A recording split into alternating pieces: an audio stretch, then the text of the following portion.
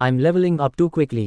अध्याय 201। होस्ट को जेन वयंग, जो एक mid stage foundation establishment cultivator है, को जिंदगी में पहली बार मारने के लिए बधाई। आपको 100 ब्रेकर थ्रू स्टोन मिले हैं। होस्ट को जेन वयंग से जिंदगी में पहली बार 10 स्टोरेज रिंग चुराने के लिए बधाई। आपको 200 ब्रेकर थ्रू स्टोन मिले हैं। होस्ट को जिंदगी में पहली बार हुयुआन पीक बचाने के लिए बधाई। तुम्हें 300 ब्रेकर थ्रू स्टोन मिले हैं। झू वयांग के दिमाग में एक स्पैमिंग मैसेज आया। थोड़े ही समय में झू वयांग ने सैकड़ों ब्रेकर थ्रू स्टोन कमा लिए थे, जो दर्जनों अच्छी स्पिरिट पिल्स के बराबर थे।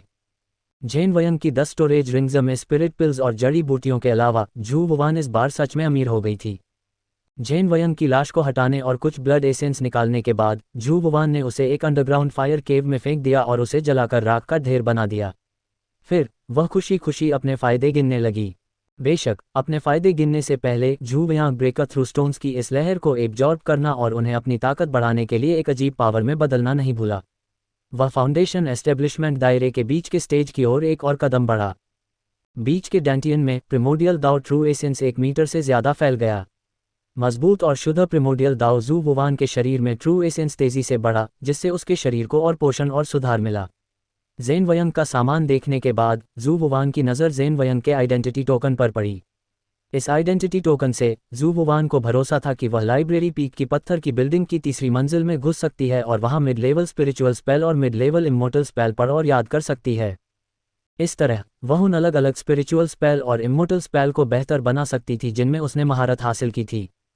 बेशक अगर झू वानहाओ ने अपनी फाउंडेशन एस्टेब्लिशमेंट ताकत दिखाई तो वह उससे जुड़ा आइडेंटिटी टोकन भी पा सकती थी और पत्थर के टॉवर की तीसरी मंजिल में जा सकती थी। हालांकि अगर उसने ऐसा किया तो वह निश्चित रूप से अपनी जन्मजात प्रतिभा को सामने लाएगा। उस समय वह निश्चित रूप से ज़ेन कबीले की पूरी ताकत को उसे मारने के लिए आकर्षित करेगा। झू कबीले के कुछ लोग भी जलन के कारण उसके राज हासिल करना चाहेंगे। ये वह नहीं था जो झू वुवान चाहता था, इसलिए उसने तीसरी मंजिल में घुसने के लिए जेन वयंग के आइडेंटिटी टोकन का इस्तेमाल किया। उसकी याददाश्त से उसे तीसरी मंजिल पर सभी मिडिल ग्रेड इमोर्टल मंत्र और टेक्निक याद करने में बस कुछ ही दिन लगेंगे। इसके अलावा जेन वयंग अक्सर बिना किसी निशान के दिखाई देता और गायब हो जाता था। अगर वह कुछ दिनों के लिए गायब भी हो जाता तो जेन परिवार को पता नहीं चलता। झू वुवान के पास जेन वयंग का आइडेंटिटी टोकन था, इसलिए वह पहले सीखने के लिए पत्थर की बिल्डिंग की तीसरी मंजिल पर गई। कई घंटे बाद झू वयांग, जो तैयार थी, ने जेन वयंग का भेष बदल लिया और टोपी भी पहन ली। वह बुक कलेक्शन पीक की पत्थर की बिल्डिंग की ओर चली गई। ये जेन वयंग का आम पहनावा भी था। अपने गंदे हाथों की वजह से जेन वयंग ने 100 पॉइजन सेक्ट में भी शायद ही कभी अपना असली चेहरा दिखाया हो। वह पिटाई से बचने के लिए हमेशा भेष बदल लेता था। पहले जेन कहा जा सकता है कि वयंग वह शिष्य था जिसे सौजहर संप्रदाय में सबसे ज्यादा पीटा गया था, जब वह अभी भी क्यूई कंडेंसेशन दायरे में था। औसतन उसे दिन में कम से कम एक बार पीटा जाता था। फाउंडेशन एस्टेब्लिशमेंट कल्टीवेटर बनने के बाद भी उसे कभी कभी पीटा जाता था। दूसरों से पीटे जाने के अलावा उसे अपने लोगों से भी पीटा जाता था। वजह क्या थी, ये बताने की ज़रूरत नहीं थी। हमेशा की तरह बुक कलेक्शन पीक के पत्थर के टावर में हलचल थी। किसी ने एक कल्टीवेटर पर ध्यान नहीं दिया जो खुद को छिपाने के लिए टोपी पहने हुए था। झू वुवान ने जेन वयंग का आइडेंटिटी टोकन पकड़ा और पत्थर के टावर की पहली मंजिल के एंट्रेंस पर उसे आजमाया। एंट्रेंस पर लगी लाइट पहले जेन वयंग के आइडेंटिटी टोकन पर पड़ी, फिर झू वुवान पर। झू वुवान ने समय रहते जेन वयंग से मिले ब्लड एसेंस ऑरा को एक्टिवेट किया और उसकी तुलना आइडेंटिटी टोकन से की। पत्थर की बिल्डिंग की पहली मंजिल का एंट्रेंस चुपचाप खुल गया, जिससे झू वुवान अंदर जा सकी। वह सक्सेसफुली पास हो गया। झू वुवान हल्की सी मुस्कुराई और सिर झुकाकर पत्थर की बिल्डिंग की तीसरी मंजिल की ओर चल पड़ी। जल्द ही वह दूसरी मंजिल के एंट्रेंस से गुजरी और तीसरी मंजिल के एंट्रेंस पर दिखाई दी। फट जैसे उसका शरीर पानी में चला गया हो, झू वुवान कुछ क्यूई कंडेंसेशन कल्टीवेटर की जलन भरी नज़रों के नीचे पत्थर के टावर की तीसरी मंजिल में घुस गया। मुझे हैरानी है कि हम पत्थर के टावर की तीसरी मंजिल में कब घुसने और उन बीच की अमर टेक्निक और बीच के मंत्रों को देखने के काबिल होंगे। तुम अभी सिर्फ 7वीं क्यूई लेयर पर हो, तुम अभी भी फाउंडेशन एस्टेब्लिशमेंट स्टेज से बहुत दूर हो, ज़्यादा मत सोचो। मुझे हैरानी है कि वह फाउंडेशन एस्टेब्लिशमेंट स्टेज का बड़ा आदमी कौन है। वह काफ़ी दुबला पतला दिखता है और अपना चेहरा दिखाने की हिम्मत नहीं करता। क्या ऐसा हो सकता है कि वह अच्छा नहीं दिखता? झू वानहाओ के पास इन छोटे बच्चों की फुसफुसाहट पर ध्यान देने का समय नहीं था। पत्थर की बिल्डिंग की तीसरी मंजिल पर पहुंचने के बाद वह यहाँ की अलग अलग पुरानी किताबों और मंत्रों को पलटने लगी। पत्थर के टावर की तीसरी मंजिल पर ज्यादा किताबें नहीं थीं, सिर्फ लगभग 1000 थीं। अपनी याददाश्त से वह उन सभी को 3 दिनों में याद कर सकता था। जहां तक इंटीग्रेशन और कॉम्प्रिहेंशन की बात है, वह इसे बाद के लिए छोड़ देगा। जैसा कि जू वुवान ने उम्मीद की थी, ज़ेन वयंग के गायब होने से ज्यादा हलचल नहीं हुई, या यूं कहें कि फिलहाल किसी को इसके बारे में पता नहीं था। ज़ेन कबीला अभी भी इस बात पर अड़ा हुआ था कि ज़ेन ज़ुओनियन मारा गया था और जू कबीले से जोर देकर जवाब मांगा। दूसरी ओर जू कबीला जू ज़ेन को बहाने के तौर पर इस्तेमाल कर रहा था। हालांकि वे और ज्यादा बेसब्र होते जा रहे थे। आखिर एक क्यू कंडेंसेशन कल्टीवेटर एक फाउंडेशन एस्टेब्लिशमेंट कल्टीवेटर को कैसे पकड़ सकता था? इस बार ये साफ था कि ज़ेन कबीले को बहुत बड़ा नुकसान हुआ था, भले ही गलती ज़ेन ज़ुओनियन की ही क्यों न हो। ज़ेन कबीला इस मौके का फायदा उठाकर जू कबीले के एक पिलर को मारना चाहता था, तो जू कबीला बस बैठकर इंतजार कैसे कर सकता था। दोनों तरफों के बीच लड़ाई और तेज होती जा रही थी। 100 पॉइजन सेक्ट में क्यूई कंडेंसेशन कल्टीवेटर अक्सर लड़ते थे। हालांकि ऊपर से कोई नहीं मरा, लेकिन पहले से ही क्यूई कंडेंसेशन कल्टीवेटर गायब हो गए थे या चुपके से गायब हो गए थे। बहुत मुमकिन था कि ये क्यूई कंडेंसेशन कल्टीवेटर पहले ही खत्म हो चुके थे। हालांकि कुछ फाउंडेशन एस्टेब्लिशमेंट कल्टीवेटर घायल हुए थे, लेकिन उनमें से कोई नहीं मरा। सिर्फ ज़ेन ज़ुओनियन मरा। 100 पॉइजन सेक्ट में कई जगहों पर दोनों कुलों के क्यूई कंडेंसेशन कल्टीवेटर एक दूसरे से लड़ते हुए देखे जा सकते थे। न्यूट्रल ताकतें बीच बचाव कर रही थीं, लेकिन बदकिस्मती से उनका कोई खास फायदा नहीं हुआ। जू वुयान का ज़ेन ज़ुओनियन को मारना पहले ही वह वजह बन चुका था जिसने दोनों परिवारों के बीच लड़ाई को भड़का दिया था। जू वुएन को इससे कोई फर्क नहीं पड़ा। वह चुपचाप पत्थर की बिल्डिंग की तीसरी मंजिल पर रहा, चुपचाप मंत्रों को पलटता और याद करता रहा। उसने पहले उन सभी को याद किया और फिर धीरे धीरे उन्हें समझा और मिलाया। सिर्फ 2 दिन में जू वुवान ने पत्थर के टावर की तीसरी मंजिल पर रखी सभी 1000 किताबें याद कर लीं। फिर वह तुरंत तीसरी मंजिल से चली गई और ज़ेन वयंग का पहचान का निशान खाद के गड्ढे में फेंक दिया। कोई उसे उठाएगा या नहीं, ये पता नहीं था। भले ही किसी ने उसे सच में उठा लिया हो, जू वयांग को कोई फर्क नहीं पड़ता था। किसी भी हाल में इस मामले का इल्ज़ाम कभी उस पर नहीं लगाया जाएगा। सबकी नज़रों में जू वयांग और रिफाइनिंग रेलम की छठी लेयर पर बस एक छोटा सा कल्टीवेटर था। उसकी नींव खत्म हो गई थी और वह बेचारा था। वह और रिफाइनिंग रेलम की 7वीं लेयर पर एक कल्टीवेटर को भी नहीं हरा सका। फाउंडेशन बिल्डिंग रेलम के बीच के स्टेज पर एक बड़े आदमी को तो छोड़ ही दो। सबकी नज़रें उन फाउंडेशन एस्टेब्लिशमेंट कल्टीवेटर पर टिकी थीं, खासकर जूक्लैन के फाउंडेशन एस्टेब्लिशमेंट कल्टीवेटर पर, न कि किसी अनजानची कंडेंसेशन कल्टीवेटर पर। जू वुवान को बस चुपचाप पढ़ाई, समझना, फ्यूज करना और सुधार करना था। वह उसी समय ब्रेकर थ्रू स्टोन भी कमा सकती थी और अगले रेल में आगे बढ़ सकती थी।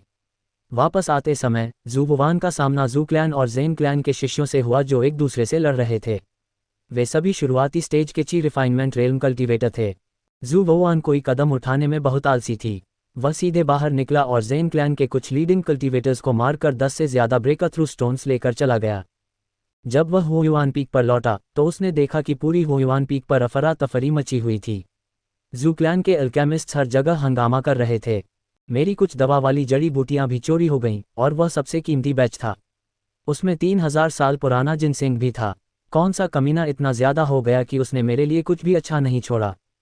तुमने सिर्फ दवा वाली चीजें खोईं, लेकिन मैंने स्पिरिट पिल्स खो दी।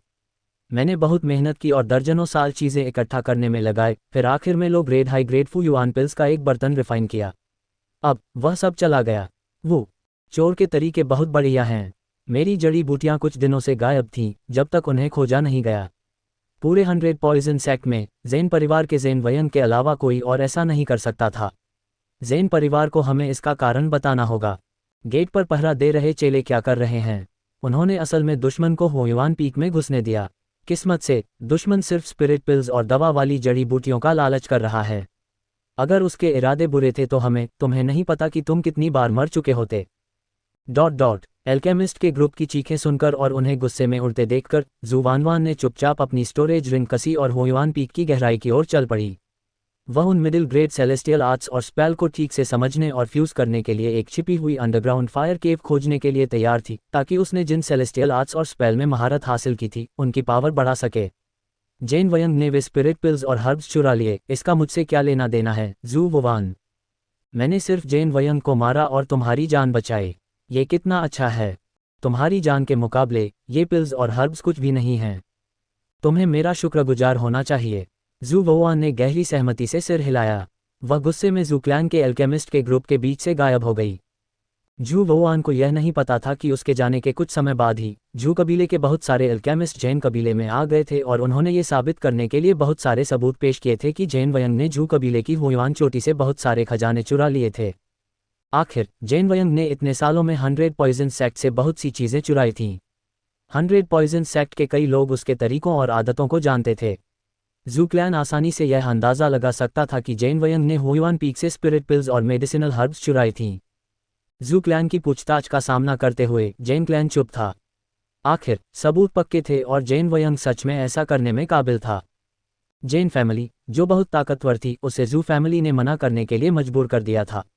बदकिस्मती से जैन वयंग की आदतें और टेक्निक इतनी मशहूर थीं कि मना करना मुश्किल था। इस बार न्यूट्रल ताकतें जू क्लैन के साथ थीं और हालात जैन क्लैन के लिए काफ़ी नुकसानदायक थे।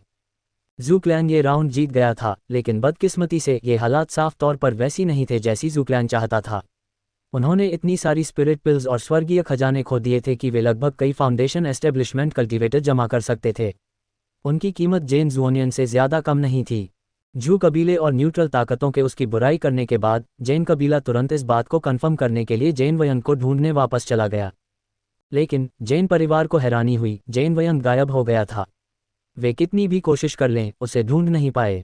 अगर उन्हें जैन वयंग मिल भी जाता तो वे उसे नहीं सौंपते। इसके बजाय वे जैन वयंग को हुआन पीक से मिली स्पिरिट पिल्स और खजाने से निपटने में मदद करते।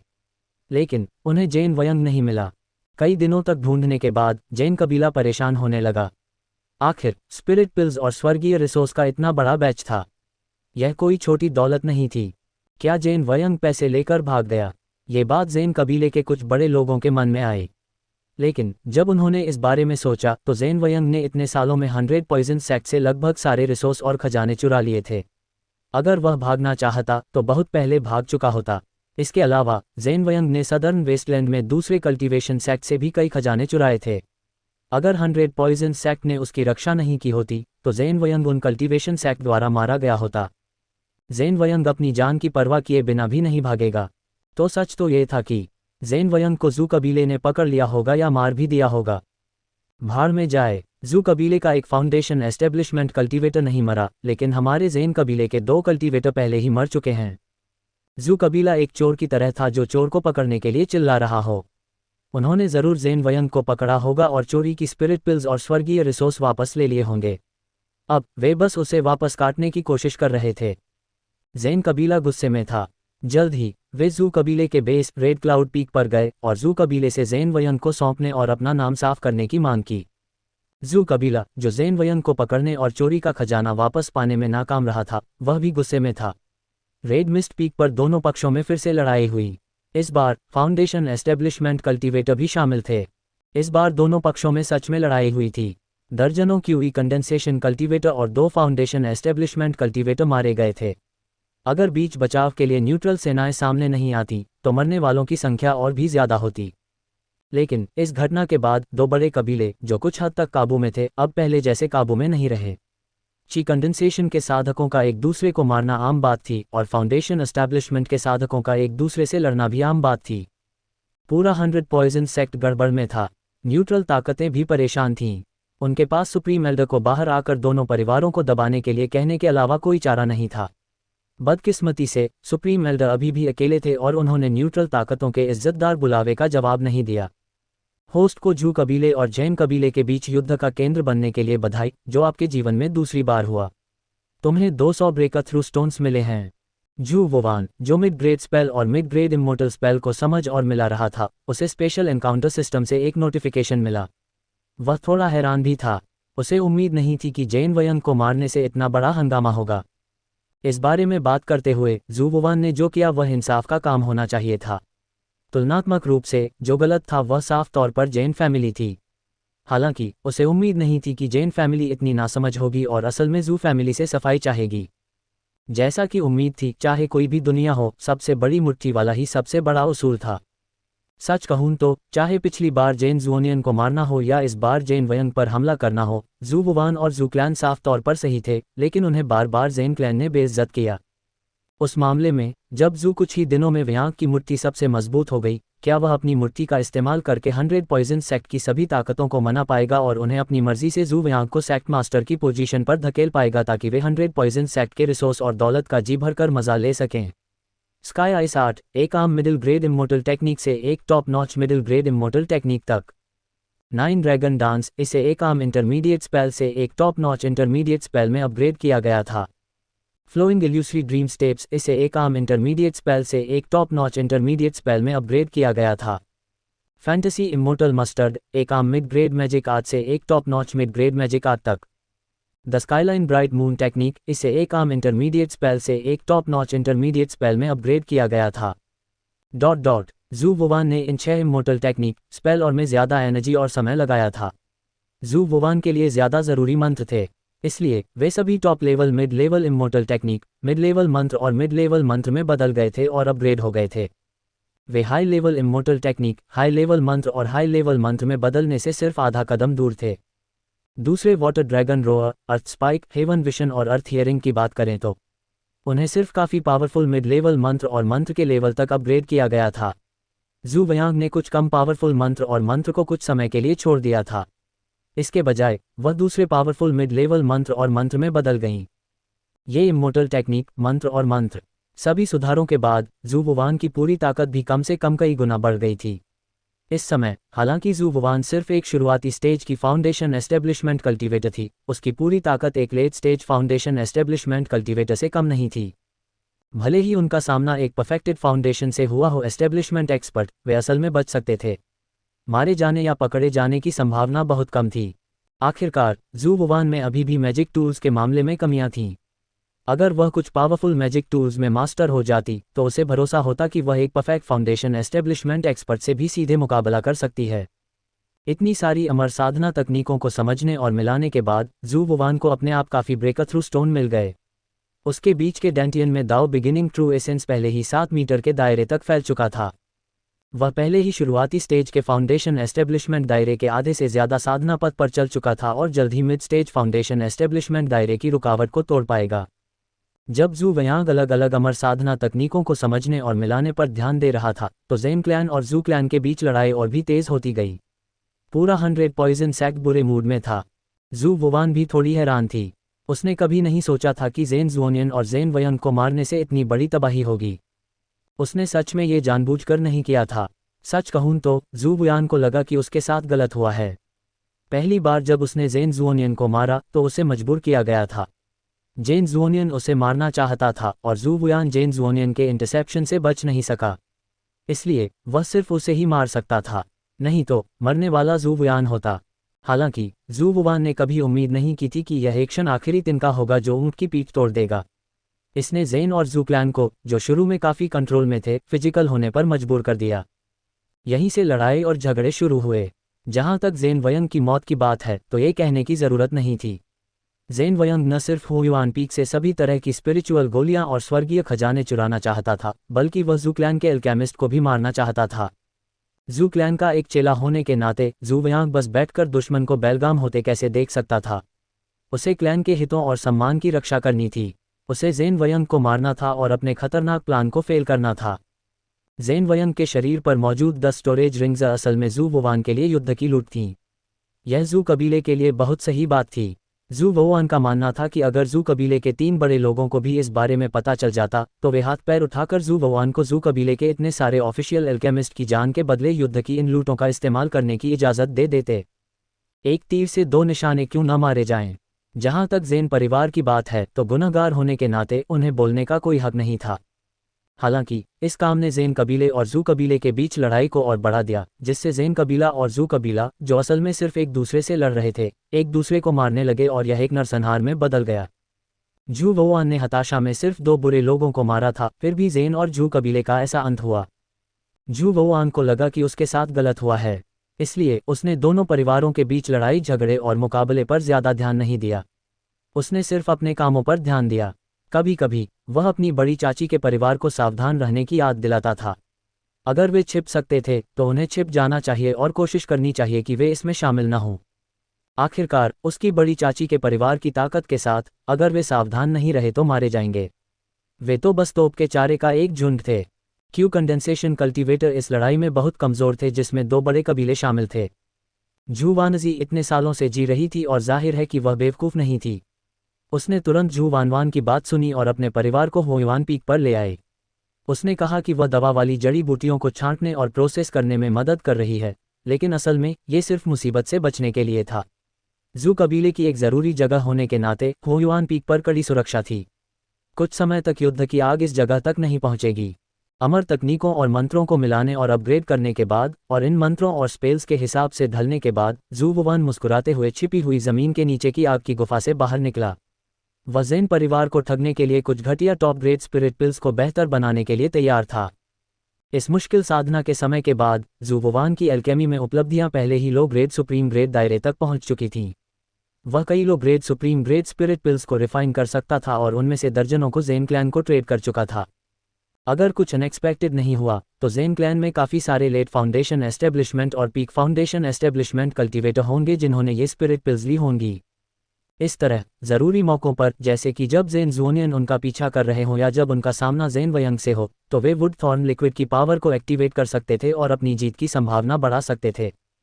हालांकि अपनी ताकत की लिमिट के कारण अभी भी कुछ लो grade top grade spiritual pills थी जिन्हें जू वयांग फिलहाल रिफाइन नहीं कर सकता था। सभी लो ग्रेड स्पिरिचुअल पिल्स को रिफाइन करने से पहले उसे मिड स्टेज फाउंडेशन एस्टेब्लिशमेंट दायरे में आगे बढ़ने की ज़रूरत थी। फिर भी जू वानहाओ की अभी की एल्केमी स्किल्स के साथ वह पक्का पूरे 100 पॉइजन सेक्ट में टॉप 3 में था। ये कहना कोई बड़ा चढ़ाकर कहना नहीं होगा कि जब जू वान ने फाउंडेशन एस्टेब्लिशमेंट दायरे के बीच के स्टेज में जगह बनाई तो वह नंबर 1 था। कुछ महीनों तक हुआन पीक में छिपे रहने के बाद जू वुवान की प्रोग्रेस काफ़ी हैरान करने वाली थी। न सिर्फ उसकी ताकत काफ़ी बढ़ गई थी, बल्कि उसकी एल्केमी स्किल्स भी बहुत बढ़ गई थीं। अकेलेपन से बाहर निकलने के बाद जू वुवान तुरंत एक छोटी एल्केमी ट्रेनी बन गई और कुछ मेडिसिनल हर्ब्स से निपटने के लिए तैयार हो गई। वह पहले वह काम खत्म करेगी जो उसे अगले कुछ दिनों तक करना था। जू वानवान की ताकत के साथ वह हमेशा 1 या 2 हफ्ते पहले मेडिसिनल हर्ब्स तैयार कर सकता था। इस तरह वह लंबे समय तक कल्टीवेशन पर फोकस कर सकता था। जू वानजी के उसे कवर करने से कुछ भी गलत नहीं हुआ, लेकिन जब वह दवा वाली जड़ी बूटियों के गोदाम में पहुंचा तो उसने एक कीमिया का स्टूडेंट जल्दी जल्दी अपनी ओर दौड़ता हुआ देखा। जैसे ही उसने झू वयांग को देखा उसने बेचैनी से कहा, मैं ठीक हूँ, तुम यहाँ क्या कर रहे हो? जल्दी से मेरे पीछे सीनियर वान जेड के घर चलो, उनके परिवार को कुछ हो गया है। झू वानजी को कुछ हुआ। अप्रेंटिस एल्केमिस्ट की बातें सुनकर झू वुवान के चेहरे के हाव भाव एकदम बदल गए। क्या हुआ? उसके पूरे परिवार को ज़ेन क्लैन के कल्टीवेटर्स ने मार डाला। उनके पूरे परिवार को खत्म कर दिया गया। ज़ेन फैमिली बहुत ज़्यादा है, अप्रेंटिस ने गुस्से में कहा। वे हमारे जू फैमिली के कुछ कल्टीवेटर्स को कभी कभी ही मारते थे। मुझे उम्मीद नहीं थी कि वे हमारे परिवार के चारों सदस्यों को मार डालेंगे। उन्होंने अपने पोते को भी नहीं छोड़ा। उद्धरण चिन्ह। झू वानहाओ लड़खड़ा गया और उसने प्रशिक्षु कीमियागर को हैरानी से देखा। क्या तुम सच कह रहे हो? झू वानजी का परिवार सच में मारा गया था। झू वानजी के पोते के पास एक स्पिरिट बीस्ट था जो दाजू पीक पर उसके घर में उतरा था। वह चुपके से उसे ढूंढने निकल गया।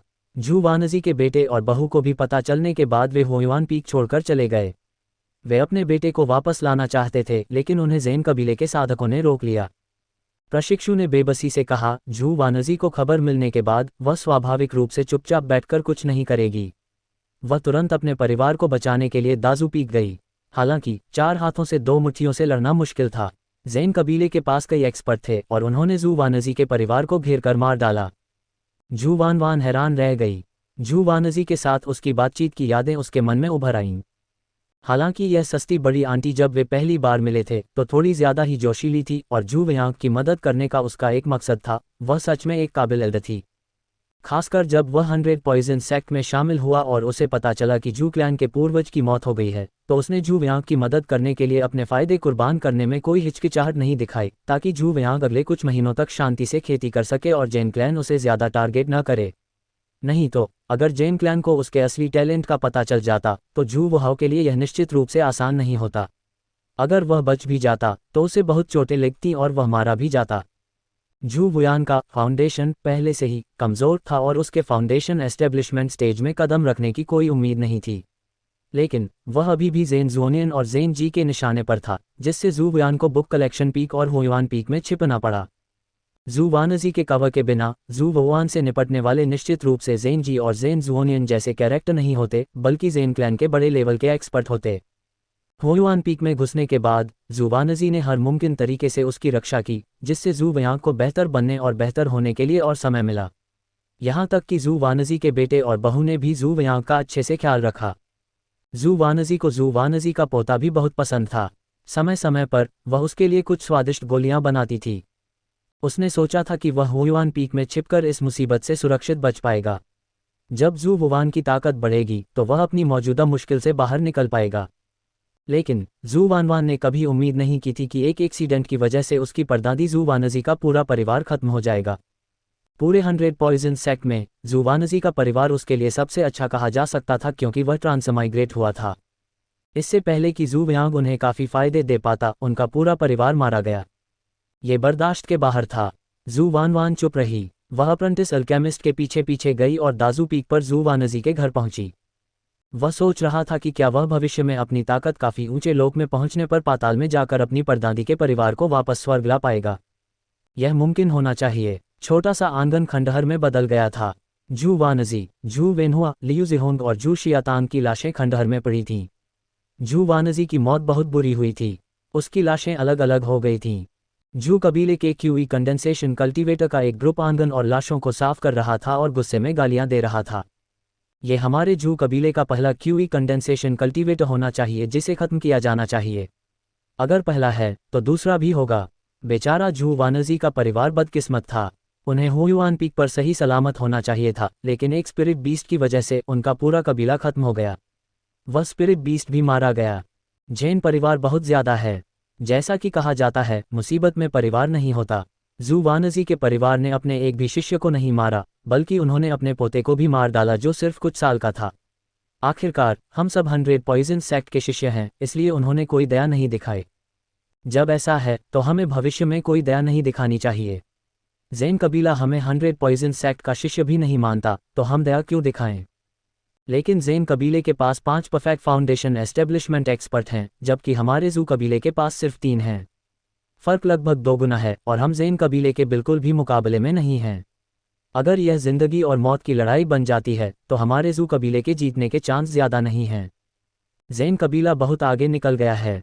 जब हमारा जू कबीला 100 पर कंट्रोल रखता था, ज़हर सेक्ट, हम ज़्यादा से ज़्यादा उनके कुछ बेईमान चेलों को ही घायल कर पाए। हमने उन्हें कभी नहीं मारा। अब हमारे पुरखे की लाश ठंडी भी नहीं हुई है और ज़ेन कबीले ने हमें पहले ही मार डाला है। वे बस बेरहम हैं। थोड़ी देर सुनने के बाद जू वानवान ने जू कबीले के क्यूई कंडेंसेशन कल्टीवेटर के एक ग्रुप की मदद की ताकि जू वानजी के परिवार की लाशें इकट्ठा हो सकें और उन्हें दफनाने के लिए भेज दिया जा सके। एक बिजी दिन के बाद एक दिन पहले ही बीत चुका था। जब वे हुआन पीक की गहराई में अंडरग्राउंड आग की गुफा में लौटे तो जू वुआन को सुनसान अंडरग्राउंड पत्थर के कमरे को देखकर थोड़ा अजीब लगा। पहले वह और उसकी परदादी जू वानजी का परिवार इस बड़े पत्थर के कमरे में रहता था। हर बार जब वे वापस आते तो लियू जिहोंग स्वादिष्ट खाना बनाकर उनका इंतजार करता। अब पत्थर के कमरे में चीज़ें वैसी ही थीं, लेकिन उसकी परदादी का परिवार अब वहाँ नहीं था। इतनी गहरी नफरत के साथ जू वयांग आराम से बैठकर कैसे देख सकता था? एक गहरी सांस लेते हुए जू वुआन ने अपने अरे दाव को बेहतर बनाना शुरू कर दिया। कुछ महीनों की मुश्किल साधना के बाद, हालांकि जू वुआन ने जानबूझकर अपनी अरे बनाने की साधना में सुधार नहीं किया था, लेकिन कई अरे बनाने की नियमावली की याद और समझ के कारण जू वुआन की अरे बनाने की साधना अनजाने में एक ऑफिशियल अरे मास्टर के करीब पहुंच गई थी, न कि पहले के टॉप क्लास मॉडल अरे मास्टर के। अरे बनाने में उसकी उपलब्धियां भी कम से कम 10 गुना बढ़ गई थीं। इस स्पीड के हिसाब से जू वुआन आधे महीने से भी कम समय में अपनी अरे साधना को ऑफिशियल अरे मास्टर के लेवल तक बढ़ा सकती थी।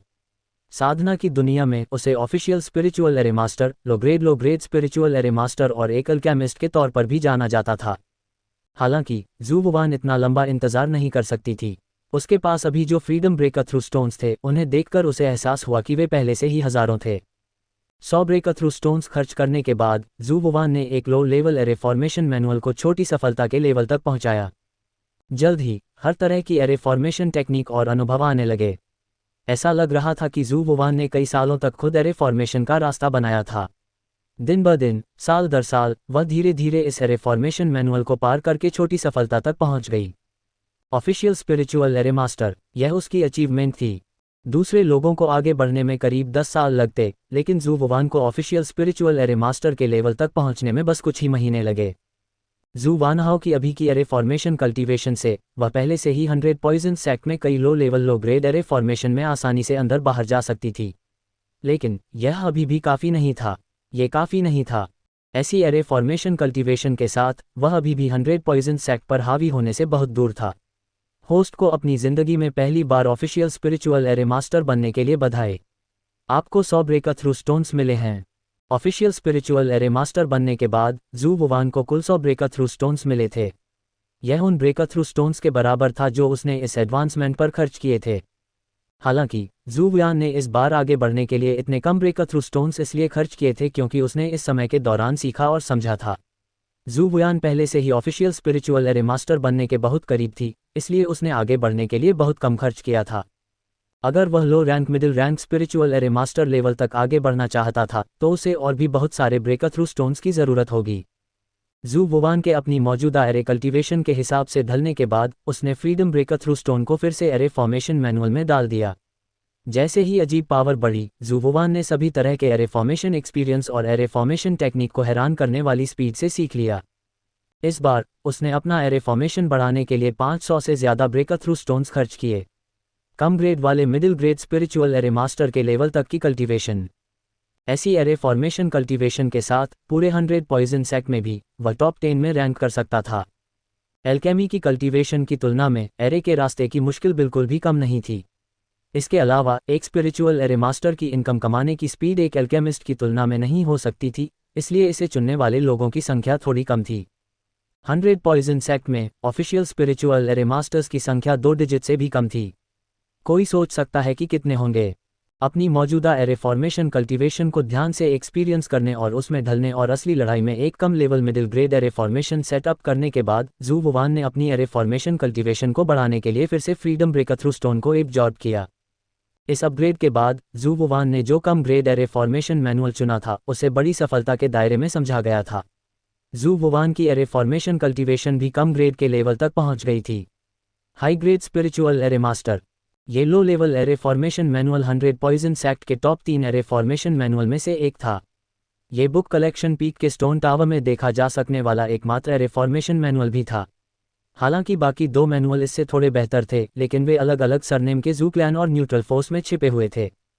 जू वुवान फिलहाल उनके संपर्क में नहीं आ सका, लेकिन जब तक वह इस low grade array formation manual को परफेक्शन रेलम तक बढ़ा सकता था, जू वुवान भी सक्सेसफुली एक low grade supreme grade spiritual array master बन सकता था और 100 पॉइजन सेक्ट में टॉप 3 में बना रह सकता था। उस समय ज़ेन क्लैन में कई फाउंडेशन एस्टेब्लिशमेंट कल्टिवेटर के घर जू वुवान के लिए उनके अपने बैकयार्ड जैसे होते थे। होस्ट को बधाई कि आपने अपनी एरे फॉर्मेशन कल्टिवेशन को अपनी ज़िंदगी में पहली बार low grade top grade spiritual array master realm तक बढ़ाया। आपको 1000 ब्रेक थ्रू स्टोन मिले हैं। हज़ारों ब्रेक थ्रू स्टोन खर्च करने के बाद जू वुवान आखिरकार अपनी एरे फॉर्मेशन कल्टीवेशन को लो grade top rank spiritual array master के लेवल तक ज़बरदस्ती बढ़ाने में कामयाब रहा। सदर्न वेस्टलैंड में भी इसे बुरा नहीं माना जा सकता था। 100 पॉइजन सेक्ट में उसे टॉप 3 में रैंक किया गया था।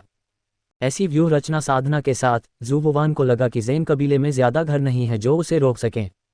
उसके चेहरे पर एक ठंडी मुस्कान आ गई। जू वुवान ने अपनी व्यू साधना में अचानक बढ़ोतरी के हिसाब से खुद को ढाल लिया। कुछ घंटों बाद उसने अंधेरी और तेज़ हवा वाली रात का फ़ायदा उठाकर ज़ेन यिंगसोंग के घर में घुस गया।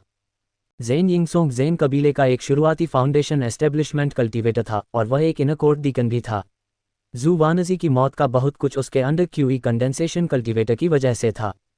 जू वुवान सबसे पहले ज़ेन यिंगसोंग के पास गया, जो पर्दे के पीछे का मास्टरमाइंड था या पर्दे के पीछे का इंचार्ज था। जू वानजी के परिवार की हत्या एक हादसा थी। जब ज़ेन यिंगसोंग को ये खबर मिली तो जू वानजी का परिवार पहले ही मर चुका था। लेकिन फिर भी तो क्या हुआ? ज़ेन यिंगसोंग ग्रीनफील्ड पीक पर रहता था। ये पहाड़ की चोटी ज़ेन कबीले की थी और वहाँ ज़ेन कबीले के 10 फाउंडेशन एस्टेब्लिशमेंट कल्टीवेटर रहते थे। आज रात जू वुयान का टारगेट वे थे। ज़ेन यिंगसोंग के आंगन के बाहर एक low level middle grade array formation बनाया गया था। ज़्यादा से ज़्यादा ये ऑरा रिफाइनिंग दायरे की चोटी पर मौजूद कल्टीवेटर को ही रोक सकता था। यहाँ तक कि एक शुरुआती स्टेज के फाउंडेशन एस्टेब्लिशमेंट कल्टीवेटर के लिए भी इसे रोकना मुश्किल होगा। हालांकि इसका अभी भी एक निश्चित चेतावनी देने वाला असर हो सकता था। हालांकि जू वुवान के लिए इस low grade middle grade array formation से ज़्यादा फर्क नहीं पड़ा। उसे आसानी से एरे फॉर्मेशन में कमी मिल गई। जू वुवान ने आराम से कुछ डाउ बिगिनिंग ट्रू एसेंस निकाला और एरे फॉर्मेशन में एक पतला दरवाज़ा खोला और चुपचाप अंदर घुस गया। उसने हेवनली विशन और अर्थली हियरिंग टेक्निक घुमाए और ज़ेन यिंगसोंग की लोकेशन का पता लगा लिया। जू वयांग सीधे अंदर गया और चुपचाप सो रहे ज़ेन यिंगसोंग के पास गया। बैंग बैंग, 2 मुक्कों के बाद ज़ेन यिंगसोंग और उसकी रखेल जू वयांग के मुक्कों से बेहोश हो गए। वुडथॉर्न लिक्विड भी बेकार था। यह असल में आसान था। हालांकि वे दोनों शुरुआती स्टेज के फाउंडेशन एस्टेब्लिशमेंट कल्टीवेटर थे, जू वयांग की लड़ने की ताकत ज़ेन यिंगसोंग से कहीं ज़्यादा थी। वे दोनों बिल्कुल भी एक लेवल पर नहीं थे। बेहोश ज़ेन यिंगसोंग को देखकर जू वुवान ने मजाक उड़ाया। उसने अपनी स्टोरेज रिंग से कुछ निकाला और उसे करने लगी। ज़ेन यिंगसोंग, जो एक शुरुआती स्टेज के फाउंडेशन एस्टेब्लिशमेंट कल्टीवेटर हैं, के लिए ज़िंदगी में पहली बार भूत का चेहरा बनाने के लिए होस्ट को बधाई। आपको 10 ब्रेकर थ्रू स्टोन मिले हैं। ज़ेन यिंगसोंग, जो एक शुरुआती स्टेज के फाउंडेशन एस्टेब्लिशमेंट कल्टीवेटर हैं, के लिए ज़िंदगी में पहली बार चोटी बनाने के लिए होस्ट को बधाई। आपको 15 ब्रेकर थ्रू स्टोन मिले हैं। होस्ट को बधाई कि उसने ज़ेन यिंगसोंग, जो एक शुरुआती फाउंडेशन एस्टेब्लिशमेंट कल्टीवेटर है, का सिर मुंडवा दिया और यह ज़िंदगी में पहली बार हुआ। आपको 20 ब्रेकर थ्रू स्टोन मिले हैं। होस्ट को बधाई कि उसने ज़ेन यिंगसोंग, जो एक शुरुआती फाउंडेशन एस्टेब्लिशमेंट कल्टीवेटर है, का सिर मुंडवा दिया और यह ज़िंदगी में पहली बार हुआ। आपको 50 ब्रेकर थ्रू स्टोन मिले हैं। होस्ट को बधाई कि उसने ज़ेन यिंगसोंग, जो एक शुरुआती फाउंडेशन एस्टेब्लिशमेंट कल्टीवेटर है, का सिर मुंडवा दिया और यह ज़िंदगी में पहली बार हुआ। तुम्हें 100 ब्रेकर थ्रू स्टोन मिल गए हैं। सबसे पहले वह एक भूत का चेहरा बनाएगा, उसके बाल गूंथेगा और उसका सिर मुंडवा देगा। फिर वह ज़ेन यिंगसोंग की ताकत को कमज़ोर कर देगा, उसे मार डालेगा और ज़ेन यिंगसोंग से जितने हो सके उतने ब्रेकर थ्रू स्टोन निचोड़ लेगा। तभी जू वयांग उसे जाने देगा कि लाश। थोड़े ही समय में ज़ेन यिंगसोंग, जो शुरुआती फाउंडेशन एस्टेब्लिशमेंट दायरे में था, जू वुवान के लिए लगभग 200 ब्रेकर थ्रू स्टोन ले आया था। ये देखा जा सकता था कि उसका सेट मील काफ़ी अच्छा था। हालांकि जू वुहाओ ये भी जानता था कि अगर वह ज़ेन यिंगसोंग को जिंदा रखेगा और उसके साथ दूसरी स्टिम्युलेटिंग चीज़ें करता रहेगा तो जू वुहाओ और ज़्यादा ब्रेकर थ्रू स्टोन पा सकेगा। हालांकि आज रात उसे बहुत ज़्यादा लोगों को मारना था, बस काफ़ी समय नहीं था। ज़ेन यिंगसोंग के घर में तोड़फोड़ करने के बाद उसने सभी क्यूई कंडेंसेशन कल्टीवेटर को मार डाला। यहाँ चाहे उन्होंने अभी तक अमरता के रास्ते पर कदम नहीं रखा था या बच्चों, जू वुवान ने अभी तक कोई कदम नहीं उठाया था, उसके पास अभी भी अपनी बॉटम लाइन थी। ज़ेन यिंगसोंग के घर से निपटने के बाद जू वुवान ग्रीनफील्ड पीक के नीचे एक फाउंडेशन एस्टेब्लिशमेंट कल्टीवेटर के घर गया। इस फाउंडेशन एस्टेब्लिशमेंट कल्टीवेटर का नाम ज़ेन जीबो था और उसकी ताकत पहले ही फाउंडेशन एस्टेब्लिशमेंट दायरे के बीच के स्टेज तक पहुंच चुकी थी, जो जू वुवान से एक दायरा ऊपर था। लेकिन फिर भी जू वयांग चुपके से उसके पास आया और उसे बेहोश कर दिया। ज़ेन जीबो में वापस लड़ने की भी ताकत नहीं थी। उसके बाद उसने एक भूतिया चेहरा बनाया, अपने बालों को चोटी में बांधा, अपना सिर मुंडवाया, अपनी ताकत को कमज़ोर कर लिया, अपनी जान दे दी और 300 से ज़्यादा ब्रेकर थ्रू स्टोन कमाए। ज़ेन जीबो के आंगन में कई क्यूई कंडेंसेशन कल्टीवेटर रहते थे, लेकिन उन सभी को जू वुवान ने मार डाला, सिर्फ कुछ लोग और बच्चे ही बचे हैं। पहली और दूसरी सफलता के बाद जू वुवान और ज़्यादा कुशल होती गई। ग्रीनफील्ड पीक ज़ेन कबीले की सबसे अच्छी पहाड़ी चोटी नहीं थी। यहाँ सिर्फ 10 शुरुआती और बीच के फाउंडेशन एस्टेब्लिशमेंट कल्टीवेटर तैनात थे। जहाँ तक मजबूत, देर से और परफेक्ट हुए फाउंडेशन एस्टेब्लिशमेंट कल्टीवेटर की बात है, वे ज़्यादा घने हेवन और अर्थ स्पिरिट क्यूई वाले दूसरे पहाड़ों पर तैनात थे। हालांकि हर ज़ेन कबीले के फाउंडेशन एस्टेब्लिशमेंट स्टेज कल्टीवेटर का घर एरे फॉर्मेशन से घिरा हुआ था और सबसे मजबूत पहले ही low grade high grade spiritual array दायरे में पहुंच चुका था। फिर भी जू वुवान के लिए ये कुछ भी नहीं था।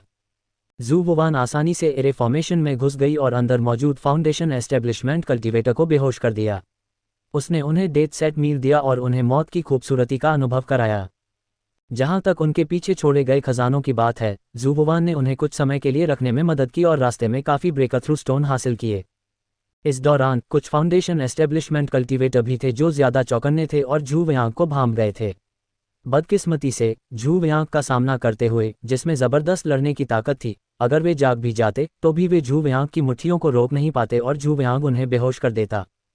कुछ ही घंटों में ग्रीनफील्ड पीक के 10 फाउंडेशन एस्टेब्लिशमेंट रेल्म कल्टीवेटर और 135 क्यूई कंडेंसेशन रेल्म कल्टीवेटर जू वुवान द्वारा मारे गए। बहुत सारे कीमती खजाने भी लूट लिए गए। ग्रीनफील्ड पीक से जू वयांग ने कुछ हज़ार ब्रेकर थ्रू स्टोन कमाए थे।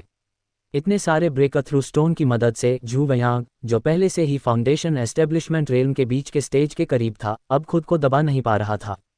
हुआन पीक की अंडरग्राउंड फायर केव की गहराई में लौटने के बाद जू वुवान ने तुरंत एक सुनसान जगह ढूंढी जहां वह पालती मारकर बैठ गया और अपनी ओर बढ़ रही अजीब एनर्जी को सोखने लगा। प्रिमोर्डियल दाओ जेड बुक को बहुत ज्यादा फैलाया गया। उसकी दिमागी ताकत एक हो गई और उसने इन अजीब ताकतों को जू वुवान के बीच वाले डेंटियन में सोख लिया।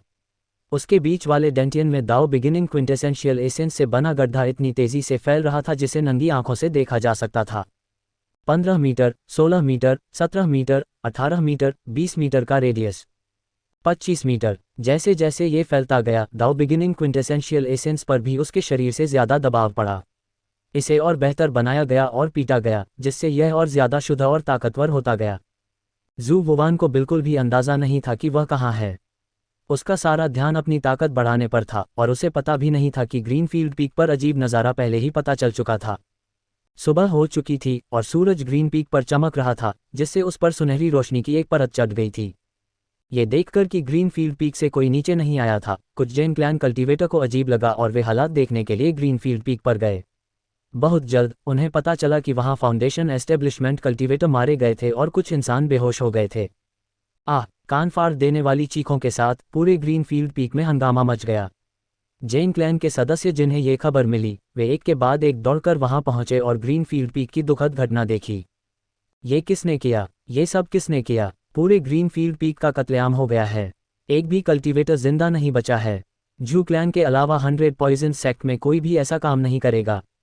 जू क्लैन बहुत ज्यादा हैं। हमारे जेन क्लैन ने उनके खिलाफ कोई कदम भी नहीं उठाया है और उन्होंने हमारे फाउंडेशन एस्टेब्लिशमेंट कल्टीवेटर्स को पहले ही मार डाला है। अगर हम इसका बदला नहीं लेंगे तो हमारा जेन क्लैन इस ग्रीनफील्ड पीक पर कैसे टिका रहेगा? रेड क्लाउड पीक तक हमें मार डालो और जू क्लैन को हमें एक्सप्लेनेशन देने पर मजबूर करो।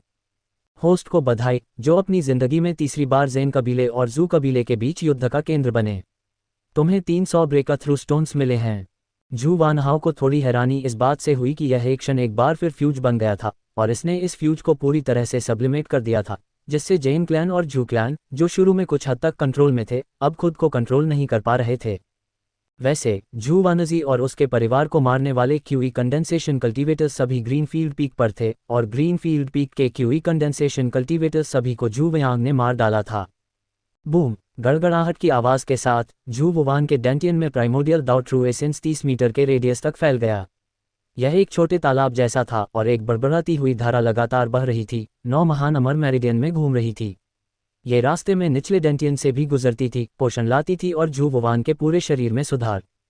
9 महान अमर मेरिडियन, बीच का डेंटियन और निचला डेंटियन मिलकर एक लगभग परफेक्ट साइकिल बनाते थे। वे प्रिमोडियल दाओ ट्रू एसेंस को घुमाते थे, हर समय जू वुवान के शरीर को तुड़काते और पीटते रहते थे। प्रिमोडियल दाओ ट्रू एसेंस की सफलता की वजह से इसने उसकी मानसिक शक्ति को भी बढ़ाया। हालांकि यह बढ़ोतरी ज्यादा नहीं थी और हेवनली आइस आर्ट की सफलता से बहुत दूर थी, लेकिन ये कुछ न होने से तो बेहतर ही था। जू वुयान के कई फ्यूशन और बदलावों के बाद हेवनली आइस टेक्निक पहले ही मिडिल लेवल की स्पिरिचुअल अमर टेक्निक के पीक पर पहुंच चुकी थी। अभी इसे जू वुयान ने 7वें लेवल पर भी एडजस्ट कर दिया था। क्योंकि यह जू वुयान की बनाए एक अमर मार्शल टेक्निक थी, इसलिए ये सीधे परफेक्शन दायरे में थी। हेवनली आइस टेक्निक के परफेक्ट 7वें लेवल ने जू वुयान की मानसिक शक्ति को परफेक्ट फाउंडेशन एस्टेब्लिशमेंट जितना ही मजबूत और शुद्ध बना दिया। सौजहर संप्रदाय के साधक। बढ़ती हुई मानसिक शक्ति ने 1000 मीटर के दायरे वाली एक छोटी सी झील बना दी। ये हर समय बढ़ रही थी। जब तक जू वुवान 8वें लेवल पर हेवनली आइस टेक्निक को मिला सकता था, जू वुवान की मानसिक शक्ति फाउंडेशन एस्टेब्लिशमेंट दायरे की सीमा तक पहुंच सकती थी। आगे की बात करें तो उसे अपनी मानसिक शक्ति को बढ़ाने और उसे आध्यात्मिक अर्थ में बदलने का कोई तरीका सोचना था। ऐसा कहा जाता था कि जब तक किसी की मानसिक शक्ति सफलतापूर्वक आध्यात्मिक अर्थ में बदल सकती है, तब तक फाउंडेशन एस्टेब्लिशमेंट साधक के और स्कोर स्टेज तक पहुंचने की संभावना कई गुना बढ़ जाती है। दूसरा बड़ा फायदा जो डाओ बिगिनिंग ट्रू एसेंस ने, जो फाउंडेशन एस्टेब्लिशमेंट दायरे के बीच में पहुंच गया था, जू वुवान को मिला, वह स्वाभाविक रूप से उसके शरीर की टेम्परिंग और सुधार था। आगे बढ़ने की प्रक्रिया के दौरान उसे जो भारी दबाव झेलना पड़ा, उसके अलावा वह शक्तिशाली और डरावनी बन गई। बेहतर Dao beginning quintessential essence tempering power, हथौड़े मारने की पावर, पोषण देने की पावर। नाव के ऊपर उठने के साथ ये पहले से कहीं बेहतर होगा। जाहिर है, इससे जू वुवान के शरीर को और ज्यादा फायदे होंगे। इस सुधार की लहर के बाद जू वुवान की पूरी ताकत कई गुना से ज्यादा बढ़ गई थी। ये पहले ही आम लेट स्टेज फाउंडेशन एस्टेब्लिशमेंट साधकों से आगे निकल गई थी और परफेक्टेड फाउंडेशन एस्टेब्लिशमेंट साधकों के बराबर थी। जू वुआन की ताकत सच में जू कबीले के सबसे ऊंचे पिलर के लेवल तक पहुंच गई थी। इसमें उसे पूरे 6 महीने या उससे ज़्यादा लगे थे, जो नौजहाओ नेशन के इंपीरियल पैलेस में रहने के समय से लगभग 4 महीने ज़्यादा था। कितना लंबा समय! अफसोस की बात है कि उसकी परदादी जू वानजी यह नहीं देख पाएगी। हालांकि जू वानजी ने कभी नहीं सोचा था कि वह दिन देख पाएगी जब जू वुआन जू परिवार का स्तंभ बनेगी। आखिरकार जू वानजी की राय में जू वुआन को इस लेवल तक पहुंचने में कम से कम 200 साल लगेंगे।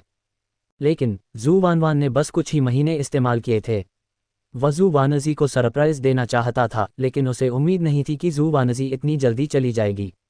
वह अपने पीछे कोई वंशज भी नहीं छोड़ गई थी। अगर उसे यह पहले पता होता तो वह जू वानजी को बता देता कि वह कुछ दिन पहले ही फाउंडेशन एस्टेब्लिशमेंट रेल्म पहुंच गई है। इस तरह जू वानजी जाने से पहले ज़्यादा खुश होती। जू वुआन ने भी कभी नहीं सोचा था कि इतनी जल्दी कोई हादसा हो जाएगा। जू वानजी के परिवार ने कभी नहीं सोचा था कि दाजू पीक हुआन पीक से ज़्यादा दूर नहीं है। उन्हें लगा कि वे सिर्फ स्पिरिचुअल बीस्ट को वापस लाने जा रहे हैं, लेकिन उन्हें उम्मीद नहीं थी कि उनका परिवार मर जाएगा। यह नफरत अभी खत्म नहीं हुई थी। भले ही उसने ग्रीनफील्ड पीक को तबाह कर दिया था, जू वुआन के दिल का गुस्सा कम नहीं हुआ था। आज रात उसके साथ और भी ज़ेन क्लैन कल्टीवेटर दफन होने चाहिए। होस्ट को अपनी ज़िंदगी में पहली बार फाउंडेशन एस्टेब्लिशमेंट रेल्म के मिडिल स्टेज में पहुंचने के लिए बधाई। आपको 2000 ब्रेक थ्रू स्टोन मिले हैं। फाउंडेशन एस्टेब्लिशमेंट रेल्म के मिड स्टेज में पहुंचने से जू वुआन को कुल 2000 ब्रेक थ्रू स्टोन मिले थे। ज़बरदस्ती डाले गए 1000 ब्रेक थ्रू स्टोन को एब्जॉर्ब करने के बाद जू वुआन ने अपने मौजूदा रेल्म को पूरी तरह से स्टेबल कर लिया और अचानक बड़ी ताकत के हिसाब से ढलने लगी। रेड क्लाउड पीक के पहाड़ पर एक बार फिर लड़ाई छिड़ गई। 10 फाउंडेशन एस्टेब्लिशमेंट कल्टीवेटर एक ही बार में मर गए थे और ग्रीनफील्ड पीक पर सभी कल्टीवेटर मारे गए थे। जैन कबीला गुस्से में था और उसने मांग की कि जू कबीला उनके खून से बदला ले। जाहिर है जू कबीला ने यह नहीं माना। साथ ही उन्होंने एक वजह भी बताई। ग्रीनफील्ड पीक कई तरह की लाइनों से सुरक्षित है। हमारे जू कबीला में ऐसा कोई नहीं है जो चुपचाप इतने सारे लाइनों को तोड़कर इतने सारे जैन कबीला कल्टीवेटर को मार सके। अगर हमारे जू कबीला में ताकत होती तो हम बहुत पहले ही ग्रीनफील्ड पीक पर हमला कर देते। हम अब तक इंतज़ार नहीं करते। कोई सबूत नहीं है, कहानियां मत बनाओ। हमारे पुरखे ने तो जिंदा रहते हुए भी ऐसा कुछ नहीं किया था, अब तो छोड़ ही दो जब वे चले गए हैं। शायद तुम्हारे ज़ेन कबीले ने बाहर किसी दूसरे दुश्मन को भड़का दिया है, इसलिए दूसरी पार्टी बदला लेने आई है। हमारे जू कबीले को अपने साथ मत घसीटो। ज़ेन कबीले ने एक दूसरे का विरोध किया और जोर देकर कहा कि यह मामला जू कबीले का है। कल जू कबीले का सफाया कर दिया गया। आज रात ग्रीनफील्ड पीक का कत्लेआम हुआ। इसका जू कबीले से कोई लेना देना कैसे नहीं हो सकता। जू कबीले के अलावा ग्रीनफील्ड पीक के बारे में और किसे इतनी साफ समझ होगी। यह मामला पक्का तुम्हारे जू क्लैन का काम है। अगर एक आदमी नहीं कर सकता तो 2, 3, 4 लोग क्या करेंगे। ग्रीनफील्ड पीक का कत्लेआम पक्का कई जू क्लैन कल्टीवेटर्स का काम था। कोई बात नहीं, अगर जू क्लैन आज कातिल को नहीं सौंपता है तो हमारे ज़ेन क्लैन को बेरहम होने का इल्ज़ाम मत दो। रेड क्लाउड पीक पर लड़ाई इतनी ज़ोरदार थी कि न्यूट्रल फोर्सेज इसे रोक नहीं पाईं। आखिर में न्यूट्रल फोर्सेस के बड़ों को पता चला कि ग्रीन वाइल्ड पीक के फॉर्मेशन को तोड़ने के लिए दुश्मन ने जो तरीका इस्तेमाल किया था वह जू क्लैन के मशहूर फॉर्मेशन मास्टर का काम नहीं था। इसके अलावा दुश्मन असल में एक ही आदमी था। जू क्लैन में कोई भी ऐसा नहीं कर सकता था। ऐसे सुराग से ज़ेन क्लैन को कुछ शक होने लगा। लड़ाई कुछ देर के लिए रुक गई और दोनों तरफ से उस दुश्मन को ढूंढने के लिए वापस चले गए जिसने ग्रीनफील्ड पीक पर कत्लेआम किया था। रेड क्लाउड की चोटी पर मेन हॉल में पीक पर जू कबीले के बड़े लोगों का एक ग्रुप भी बात कर रहा था। जू कबीले के अभी के लीडर जू डेटोंग, जो जू कबीले के बड़े बुजुर्ग भी थे, ने मुंह बनाया और कहा, सब लोग इस बारे में ध्यान से सोचो। अगर यह काम सच में एक आदमी ने किया है तो सबसे ज़्यादा चांस है कि इसे किसने किया होगा। क्या हमारे जू कबीले में कोई छिपा हुआ एक्सपर्ट है। जू डेटोंग का सवाल सुनकर जू कबीले के बड़े लोगों का ग्रुप एक दूसरे को हैरानी से देखने लगा। मैंने इस बारे में ध्यान से सोचा है। मैंने हमारे जू क्लैन के सभी फाउंडेशन एस्टेब्लिशमेंट रेल्म कल्टीवेटर को फिल्टर किया है। सिर्फ 1 या 2 लोग हैं जिनके पास इतनी ज़बरदस्त ताकत है और जिन्होंने लोटिया हाइटिया एरे फॉर्मेशन की कल्टीवेशन में मास्टरी हासिल की है। लेकिन इन दोनों लोगों के एरे फॉर्मेशन मैनुअल उस आदमी से मैच नहीं करते जिसने ग्रीनफील्ड पीक को मारा था। मुझे उन दोनों के ठिकाने के बारे में पहले ही पता चल गया है। वे दोनों कल रात घर पर थे और कोई बाहर नहीं गया था। इसके अलावा अगर वे ऐसा कुछ करना चाहते तो वे हमसे बिल्कुल नहीं छिपाते। क्या ऐसा हो सकता है कि हमारा जू क्लैन सच में किसी एक्सपर्ट को छिपा रहा हो। न सिर्फ फॉर्मेशन में उसकी मास्टरी कमाल की है, बल्कि उसकी ताकत भी फाउंडेशन एस्टेब्लिशमेंट रेलम के लेट स्टेज तक पहुंच गई है। नहीं तो वह सिर्फ एक रात में पूरे ग्रीनफील्ड पीक को कैसे मार सकता था। लेकिन मैंने सुना है कि उसने जितने भी फाउंडेशन एस्टेब्लिशमेंट कल्टीवेटर को मारा था, उनके चेहरे बनाए हुए थे, उनके सिर मुंडवाए हुए थे और उनके बगल में बाल रखे हैं। क्या ये थोड़ा अजीब नहीं है? क्या हमारे जू कबीले में भी ऐसा कोई अजीब है? क्या आपको लगता है कि यह मामला सच में जू वानजी से जुड़ा है?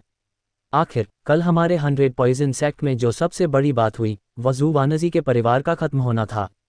यह उस रात हुआ था। क्या हमें जू वानजी से जुड़े उन लोगों की जांच करनी चाहिए? जू वानजी के आसपास के लोगों की जांच करने का सुझाव सुनकर बड़े लोगों का ग्रुप पहले तो हैरान रह गया, फिर किसी ने मजाक उड़ाया। ये कैसे हो सकता है? जू वानजी ऑरा रिफाइनिंग दायरे के आखिरी स्टेज में बस एक छोटी सी साधक है। सबसे मजबूत इंसान जिसके साथ उसका अच्छा रिश्ता है, वह ऑरा रिफाइनिंग दायरे के सिर्फ 10वें लेवल पर है। वह ऐसे मास्टर को कैसे जान सकती है? हाँ, सही है। अगर जू वानजी ऐसे किसी एक्सपर्ट को जानती होती तो उसे इतने लंबे समय तक नौजाओ नेशन में पहरा देने के लिए नहीं भेजा जाता। इस मामले का जू वानजी के परिवार से कोई लेना देना नहीं होना चाहिए। ये सिर्फ एक इत्तेफाक है। क्या ऐसा हो सकता है कि आप भी ज़ेन कबीले की बातों पर यकीन करते हैं और ज़ेन कबीले के बनाए बहाने से हम पर शक करते हैं? सच में बेतुका। जू कबीले का वह बड़ा सदस्य जिसने जू वानजी के आसपास के लोगों की जांच करने का सुझाव दिया था, थोड़ा नाराज था। उसने इस मामले पर और बात नहीं की। जाहिर है, जू कबीले के इन बड़े सदस्यों की नज़र में एक मामूली जू वानजी ऐसे एक्सपर्ट पर असर नहीं डाल पाएगा। यहाँ तक कि जैन कबीला, जिसने इस मामले का इस्तेमाल जू कबीले को फंसाने और बदनाम करने के लिए किया था, उसे भी नहीं लगा कि जू वानजी का परिवार ऐसे एक्सपर्ट पर असर डाल सकता है। इसलिए इस रात जू वियांग जैन कबीले को एक बार फिर बदला लेने का एहसास कराएगा।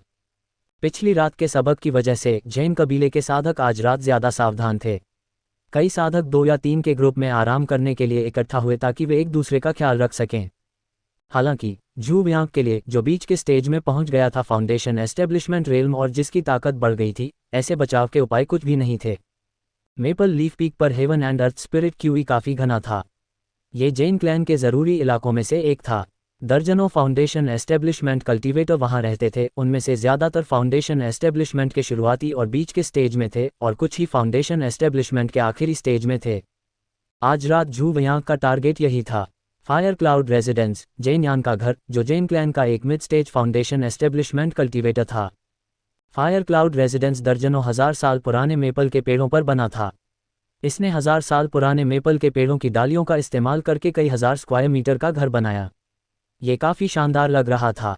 आसपास एक लो grade high grade array formation और 2 low grade middle grade array formation भी बने हुए थे। उनकी डिफेंसिव पावर शानदार थी। सिर्फ इतना ही नहीं, बल्कि जैन यान ने 2 mid stage foundation establishment cultivator को भी आज रात अपने साथ रहने के लिए बुलाया था, क्योंकि परिवार के बड़ों ने उन्हें याद दिलाया था कि ग्रीनफील्ड पीक पर जो हुआ, वैसा कुछ होने से बचें। मुझे हैरानी है कि ग्रीनफील्ड पीक पर हमला करने वाला आदमी कौन है। अलग अलग ताकतों के हिसाब से जू क्लैन के पास ऐसा कोई एक्सपर्ट नहीं है। वह न सिर्फ डाओ ऑफ फॉर्मेशंस में माहिर है, बल्कि उसकी ताकत भी काफ़ी हैरान करने वाली है। क्या ऐसा हो सकता है कि वह कोई ऐसा एक्सपर्ट हो जिसे जू क्लैन ने चुपके से पाला हो? उद्धरण चिन्ह। अगर जू क्लैन इतने ताकतवर योद्धा को पाल सकता तो वे बहुत पहले ही अपनी ताकत दिखा चुके होते। उन्हें हमसे इस तरह तंग नहीं किया जाता। ग्रीनवाइल्ड पीक पर हमला करने वाला आदमी जू क्लैन का नहीं होना चाहिए। आज जू क्लैन के बड़े लोगों के चेहरों पर जो भाव हैं, वे नकली नहीं लगते। शायद सदर्न वेस्टलैंड की दूसरी ताकतों को पता चल गया है कि हमारे 100 पॉइजन सेक्ट के साथ क्या हुआ था, इसलिए वे झगड़ा करने आए हैं। वे चाहते हैं कि हम लड़ें और हमारे दोनों परिवार परेशान हों। फिर वे आराम से बैठकर फ़ायदा उठा सकते हैं। उद्धरण चिन्ह। चाहे कुछ भी हो, अब सबसे ज़रूरी बात जिंदा रहना है। साथ ही हमें उस इंसान को ढूंढना है जो चुपके से हमें मार रहा है। उम्मीद है यह कोई सीक्रेट एक्सपर्ट नहीं है जिसे जू क्लैन ने पाला पोसा है। उद्धरण चिन्ह। ज़ेन यान और बाकी दोनों कड़वे भाव से बातें कर रहे थे। इसी समय उन्हें हवा की हल्की आवाज़ सुनाई दी। बिना ज़्यादा सोचे ज़ेन यान और बाकी दोनों ने तुरंत खुद को बचाने के लिए अपने शरीर में ट्रू एसेंस को इकट्ठा किया। हाँ, लेकिन इसी समय ज़ेन यान और बाकी दोनों के दिल में दर्द हुआ। जो क्विंटेसेंशियल एसेंस उन्होंने अभी अभी इकट्ठा किया था, वह तुरंत गायब हो गया। इससे पहले कि वे सदमे और गुस्से में रिएक्ट कर पाते, उनके सिर में दर्द हुआ और वे बेहोश हो गए। वुडस्पाइक लिक्विड ने जू वुवान की ताकत के साथ मिलकर ज़ेन कबीले के 3 mid stage foundation establishment experts को एक पल में गिरा दिया। बेहोश ज़ेन यान और बाकी दोनों को देखकर जू वुवान की आंखों में एक ठंडी चमक चमकी। उसने एक भूतिया चेहरा बनाया, अपने बालों को चोटी में बांधा, अपना सिर मुंडवाया, अपने बीच के डेंटियन को खत्म कर दिया और मार डाला। पूरे पैकेज के बाद उसने इससे ज्यादा कमाया, 1000 ब्रेकथ्रू स्टोन्स। उन तीनों के रिसोर्स और खजाने लूटने के बाद उसे कुछ 100 और ब्रेकथ्रू स्टोन्स मिले थे। उसकी नेटवर्थ भी काफ़ी बढ़ गई थी। उसका फ़ायदा काफ़ी था। तो क्या हुआ अगर वे एक साथ इकट्ठा हो गए? जू वुवान की अभी की ताकत और वुडथॉर्न लिक्विड की मदद से उसने हमेशा की तरह पूरे मेपल लीफ पीक पर कब्जा कर लिया। ज़ेन यान और बाकी दो का ध्यान रखने के बाद जू वेयांग ने फायर क्लाउड हाउस के सभी रिफाइनमेंट स्टेज कल्टीवेटर्स को मार डाला और मॉर्टल्स और बच्चों को बेहोश कर दिया। फिर वह चुपके से अपने अगले टारगेट की ओर बढ़ गया। दूसरे टारगेट पर 7 फाउंडेशन एस्टेब्लिशमेंट कल्टीवेटर्स इकट्ठा थे। एक फाउंडेशन एस्टेब्लिशमेंट के बीच के स्टेज में था और बाकी 6 फाउंडेशन एस्टेब्लिशमेंट के शुरुआती स्टेज में थे। वुडस्पाइक लिक्विड ने डांस ऑफ द 9 ड्रैगन्स के साथ मिलकर 7 फाउंडेशन एस्टेब्लिशमेंट स्टेज कल्टीवेटर्स को एक पल में बेहोश कर दिया। वे सिग्नल भी नहीं भेज पाए और सब जू पर गिर पड़े।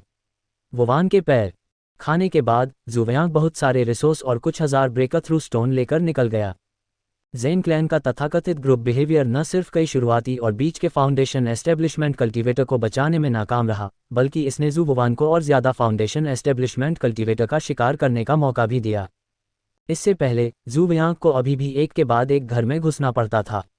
घरों के मालिकों पर हमला करने में उसे बहुत समय लगता था। हर बार वह सिर्फ 1 या 2 फाउंडेशन एस्टेब्लिशमेंट कल्टीवेटर को ही मार पाती थी।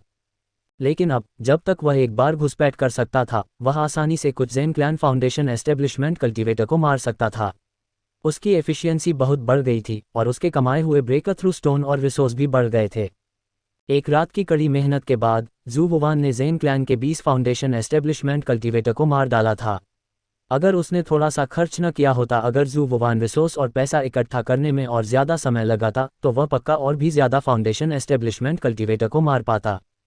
लेकिन आज रात की फसल काफ़ी शानदार थी, पिछली रात की फसल से कहीं बेहतर। फाउंडेशन एस्टेब्लिशमेंट कल्टीवेटर के अलावा जू वुवान ने सैकड़ों क्यूई कंडेंसेशन कल्टीवेटर को भी मार डाला था। सिर्फ 2 छोटी रातों में जू वुवान ने अकेले ही ज़ेन कबीले के 30 फाउंडेशन एस्टेब्लिशमेंट कल्टीवेटर और 500 से ज़्यादा क्यूई कंडेंसेशन कल्टीवेटर को मार डाला था। ये नतीजा जू कबीले को इस समय में मिली कामयाबी से हज़ारों गुना ज़्यादा था। ये देखकर कि आसमान रोशन होने वाला है, जू वुवान चुपचाप हुयुआन पीक पर लौट आए। उसने रात की कामयाबी को पचा लिया और फाउंडेशन एस्टेब्लिशमेंट दायरे के आखिरी स्टेज तक पहुंच गई। अपनी अभी की स्पीड से जू वुवान को फाउंडेशन एस्टेब्लिशमेंट दायरे के आखिरी स्टेज तक पहुंचने और 100 पॉइजन सेक्ट में गोल्डन कोर दायरे के तहत नंबर 1 व्यक्ति बनने के लिए बस कुछ दिन और रात चाहिए होंगे। उसके पास ज़ेन परिवार को पूरी तरह से हराने की ताकत होगी। कुछ महीने पहले जैन परिवार ने जू वुवान को सुअर बनने के लिए मजबूर किया था। कुछ महीने बाद वे जू वुवान के पैरों के नीचे मारे जाने का इंतजार कर रहे मेमने बन जाएंगे। अगर जैन कबीले को ये पता चल जाता तो कौन जानता कि वे क्या सोचते। जू वानवान ने मजाक उड़ाया और मन ही मन प्रार्थना की कि इतने सारे सिर काटने के बाद उसकी परदादी का परिवार शांति से रह सके। तभी वह कड़वी साधना में डूब गया। जब वह अभी अभी 100 जहरों के संप्रदाय में आया था तो उसे अपनी ताकत छिपाने में थोड़ी तकलीफ हुई थी। इस समय जू वुवान को एहसास हुआ कि अगर उसने पहले अपनी ताकत नहीं छिपाई होती तो वह इतनी खुशी से ज़्यादा ब्रेकथ्रू स्टोन कैसे कमा पाता और ज़्यादा दुश्मनों को कैसे मार पाता। इस बार ये सच में उल्टा पड़ गया, लेकिन मुझे ये पसंद है। अगली बार अगर जू वुवान जानबूझकर अपनी ताकत बढ़ने से रोकती तो क्या वह ज़्यादा ब्रेकथ्रू स्टोन पा पाती। मेपल लीफ पीक पर भी हमला हुआ है। जल्दी से बड़ों को बताओ, असल में दुश्मन कौन है। उन्होंने सिर्फ हमारे ज़ेन क्लैन पर हमला क्यों किया, जू क्लैन पर क्यों नहीं। ये साफ है कि दुश्मन बाहरी दुनिया के किसी दूसरे ग्रुप से नहीं बल्कि जू क्लैन से है। लगातार 2 रातों तक जो लोग मरे वे हमारे ज़ेन क्लैन के सदस्य थे और जू क्लैन सही सलामत है। कोई बेवकूफ़ भी यह नहीं मानेगा कि कुछ गड़बड़ नहीं हो रही है। आज हमें जू क्लैन से जवाब दिलवाना होगा। अब ये बात नहीं रही कि हम जवाब देते हैं या नहीं। अगर ऐसा ही चलता रहा तो हमारा ज़ेन क्लैन जल्द ही खत्म हो जाएगा। आज हम जू क्लैन से मरते दम तक लड़ेंगे। उद्धरण चिन्ह ... मेपल लीफ पीक पर मारे गए लोगों की गिनती करने के बाद जैन क्लैन के ग्रैंड एल्डर जैन क्यूफेंग तुरंत अपने ज़्यादातर क्लैन के लोगों को रेड क्लाउड पीक पर ले गए और जू क्लैन से कातिल को सौंपने की मांग की। जू क्लैन को तो ये भी नहीं पता था कि दुश्मन कौन है, तो वे कातिल को कैसे सौंप सकते थे। इसलिए उन्होंने साफ मना कर दिया। ज़ेन क्लैन ने बिना कुछ कहे तुरंत ग्रेट एल्डर जैन क्यूफेंग की लीडरशिप में रेड क्लाउड पीक पर हमला करना शुरू कर दिया। कातिल ने जिन लोगों को मारा वे सभी हमारे जैन क्लैन के शुरुआती और बीच के फाउंडेशन एस्टेब्लिशमेंट कल्टीवेटर थे। साफ है, उसकी ताकत लिमिटेड है और वह ज़्यादा से ज़्यादा लेट फाउंडेशन एस्टेब्लिशमेंट स्टेज पर है। लेकिन अगर हमने उसे ऐसे ही हमें मारने दिया तो हमारा जैन क्लैन कभी न कभी खत्म हो जाएगा। इस तरह आज हमारे जैन कबीले के लिए जिंदगी और मौत का पल आ गया है। अगर कातिल नहीं मरा तो जैन कबीला खत्म हो जाएगा। क्योंकि ऐसा है, हम जू कबीले को भी अपने साथ घसीट लेंगे। अगर हम आपसी तबाही से बचना चाहते हैं तो आपको कातिल को सौंप देना चाहिए। अलग अलग ताकतों के भाइयों और बहनों, ध्यान से देखो। इस बार जू कबीले ने हमें कोई रास्ता नहीं दिया। सिर्फ 2 छोटी रातों में उन्होंने हमारे जैन कबीले के 30 फाउंडेशन एस्टेब्लिशमेंट कल्टीवेटर और 580 क्यूई कंडेंसेशन कल्टीवेटर को मार डाला। अगर ऐसा ही चलता रहा तो हमारा जैन कबीला आधे महीने से भी कम समय में खत्म हो जाएगा। रेड क्लाउड पीक को खत्म करो और जू कबीले को खत्म कर दो। सब लोग मेरे पीछे आओ।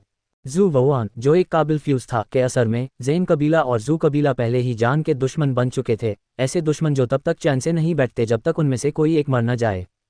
इस समय भी जू कबीला हैरान था। हमने जैन जूनियन को नहीं मारा, हमने जैन वयंग को नहीं मारा और हमने 29 फाउंडेशन एस्टेब्लिशमेंट कल्टीवेटर को नहीं मारा। बात यहाँ तक कैसे पहुंची? विंड ब्लेड फॉर्मेशन, धधकती आग, हवा का धमाका, ... जैन क्लैन ने अपनी पूरी ताकत से लड़ाई लड़ी। जैन क्लैन को मारने वाले जू क्लैन का सामना करते हुए जैन क्लैन ने अपनी असली ताकत पहले ही दिखा दी थी। जैन क्लैन के बेरहम हमले का सामना करते हुए हालांकि जू क्लैन कंफ्यूज था, लेकिन इसने उन्हें वापस लड़ने से नहीं रोका। हालांकि जैन क्लैन के पास 5 महान परफेक्ट फाउंडेशन एस्टेब्लिशमेंट एक्सपर्ट थे और वे जू क्लैन को दबा सकते थे, लेकिन हमला करने वाला पक्ष जैन क्लैन था। जू क्लैन जैन क्लैन की बमबारी का विरोध करने के लिए रेड क्लाउड पीक के अनुकूल इलाके का इस्तेमाल कर सकता था। इसके अलावा जैन क्लैन ने पिछले कुछ दिनों में 30 फाउंडेशन एस्टेब्लिशमेंट कल्टीवेटर खो दिए थे और उनकी कुल ताकत बहुत कम हो गई थी। भले ही जू क्लैन के पास सबसे ऊंचे लेवल की लड़ाई की ताकत के मामले में एक अंतर था, फिर भी वे एरे फॉर्मेशन की ताकत पर निर्भर थे। एक ऐसी स्थिति बनाए रखना जिसे कोई हरा न सके। ये नज़ारा देखकर जैन कबीला और भी गुस्सा हो गया। ग्रीनफील्ड पीक और मेपल लीफ पीक का नरसंहार साफ तौर पर जू कबीले का काम था। जू कबीले ने देखा कि जैन कबीला ताकतवर था और अपनी बादशाहत बनाए रखने के लिए उन्होंने शर्मनाक तरीके अपनाए। अब यह तरीका साफ तौर पर असरदार था। भले ही जैन कबीले ने अपनी पूरी ताकत लगा दी थी, फिर भी वे जू कबीले को हरा नहीं पाए। ये जानना ज़रूरी था कि इससे पहले जैन कबीला पहले ही पूरी तरह से हावी हो चुका था और जू कबीले को तब तक पीटा था जब तक उनके सिर पर चोट के निशान नहीं आ गए थे।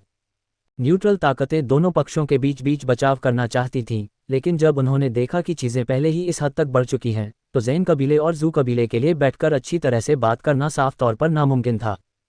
कुछ सोचने के बाद अलग अलग सरनेम वाली ताकतों को अब रेड क्लाउड पीक के मामले की परवाह नहीं थी। इसके बजाय वे भाग गए मेपल लीफ पीक पर सुराग ढूंढने और कातिल को ढूंढने के लिए। लेकिन अलग अलग ताकतों की नज़र में कातिल शायद जू कबीले का ही था। रेड क्लाउड पीक पर लड़ाई जोरों पर थी।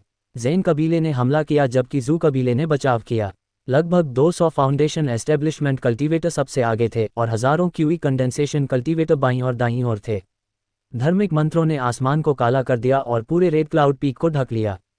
हुआन पीक पर जू कबीले के कई ऑफिशियल अल्केमिस्ट गोलियों को रिफाइन करने के लिए कड़ी मेहनत कर रहे थे। जैन कबीला बहुत आगे निकल गया है। उनके पास कोई सबूत नहीं है और वे असल में हमारे कबीले की ज़रूरी जगह पर हमला करने आए थे। वे बस कानून तोड़ने वाले हैं। मैंने बहुत पहले पुराने पुरखे से कहा था कि घास फूस काटते समय हमें जड़ें निकाल देनी चाहिए। जैन कबीले के बहुत बड़े सपने हैं और हमें उन्हें पूरी तरह दबा देना चाहिए।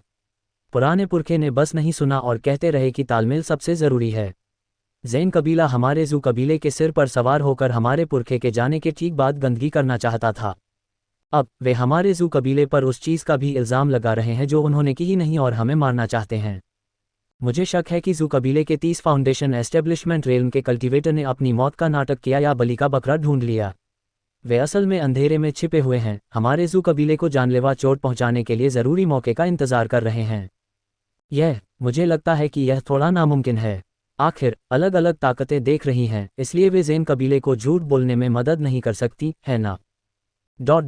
ऑफिशियल एल्केमिस्ट के एक ग्रुप ने गुस्से में बात करते हुए हर तरह की हीलिंग स्पिरिट पिल्स को बेहतर बनाने के लिए कड़ी मेहनत की। समय समय पर वे जू व्यांग को दवा वाली जड़ी बूटियों की प्रोसेसिंग तेज करने का भी निर्देश देते थे। उन्हें कोई अंदाज़ा नहीं था कि यह एल्केमी अप्रेंटिस ही था जो उन दवा वाली जड़ी बूटियों से निपटने में उनकी मदद कर रहा था, जिन्होंने दो परिवारों के बीच जिंदगी और मौत की लड़ाई शुरू कर दी थी और 100 पॉइजन एक्ट को मुश्किल में डाल दिया था। होस्ट को बधाई कि उसने अपनी जिंदगी में पहली बार इनडायरेक्टली एक ची कंडेंसेशन कल्टीवेटर ज़ेन जियांग की मौत का कारण बना। आपको एक ब्रेक थ्रू स्टोन मिला है। होस्ट को बधाई कि उसने अपनी जिंदगी में पहली बार इनडायरेक्टली एक ची कंडेंसेशन कल्टीवेटर ज़ू युआन की मौत का कारण बना। आपको 2 ब्रेक थ्रू स्टोन मिले हैं।